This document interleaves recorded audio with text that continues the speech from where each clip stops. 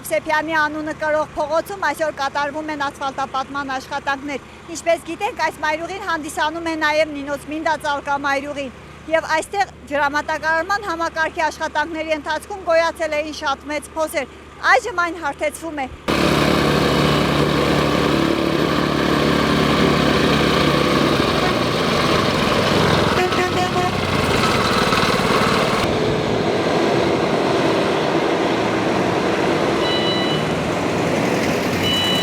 Նինոց Մինդայի ճանապարհներն անմխիթար վիճակում հայտնվեցին ջրամատակարարման նոր համակարգի աշխատանքների իրականացման արդյունքում։